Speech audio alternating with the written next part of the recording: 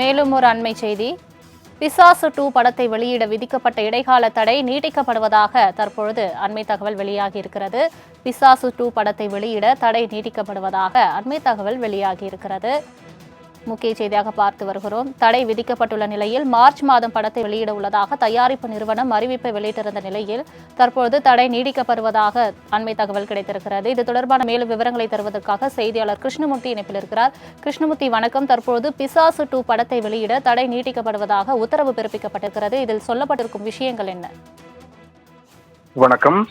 Flying hours pictures நிறுவனத்தின் சார்பில் தயாரிக்கப்பட்ட 2ஆம் கொத்து திரைப்படத்தின் விநியோக உரிமையை பெற்ற ராக்ஃபோர்ட் என்டர்டைன்மெண்ட் நிறுவனம் ஒப்பந்தத்தின்படி 4,85,00,000 ரூபாயில் 2 கோடி ரூபாய் பாக்கி வைத்திருந்தது. இந்த தொகையை திருப்பி கொடுக்காமல் குருதியாட்டம், மன்மத லீலை ஆகிய படங்களை ராக்ஃபோர்ட் என்டர்டைன்மெண்ட் நிறுவனம் தயாரித்தது.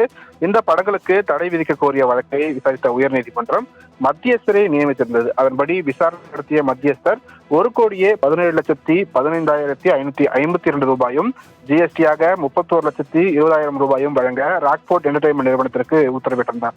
இந்த உத்தரவின்படி பணத்தை செலுத்தாமல் பிசாசு 2 படத்தை தயாரித்துள்ள ராக்ஃபோர்ட் என்டர்டைன்மெண்ட் நிறுவனம் அந்த படத்தை வெளியிட தயாராக உள்ளதாக கூறி படத்தை வெளியிட தடை விதிக்க கோரியும் ஃப்ளையிங் ஹார்ஸ் பிக்சர்ஸ் நிறுவனத்தின் சார்பில் சென்னை உயர்நீதிமன்றத்தில் வழக்கானது தொடரப்பட்டிருக்கிறது. அந்த மனுவில் மத்தியஸ்தர் பிறப்பித்த உத்தரவின்படி வட்டியுடன் சேர்த்து 1,84,43,794 ரூபாய் செலுத்தும் வரை பிசாசு 2 படத்தை வெளியிட தடை விதிக்க வேண்டும் என்று கோரப்பட்டிருந்தது. இந்த வழக்கை விசாரித்த உயர்நீதிமன்றம் பிசாசு 2 திரைப்படத்தை வெளியிட தடை வைத்து ஏற்கனவே உத்தரவிட்டிருந்தது. இந்த நிலையில் இந்த வழக்கு நீதிபதி PB பாலாஜி முன்பாக மீண்டும் விசாரணைக்கு வந்தது. அப்போது மனுதாரர் தரப்பில் ஆஜரான வழக்கறிஞர் ஏற்கனவே படத்திற்கு தடை விதிக்கப்பட்ட நிலையிலும் தற்போது மார்ச் மாதம் படம் வெளியிட உள்ளதாக தயாரிப்பு நிறுவனம் சார்பில் அறிவிப்பு வெளியிட்டுள்ளது. இது நீதிமன்ற உத்தரவிற்கு எதிரானது என்று வாதங்கள் வைத்தார்.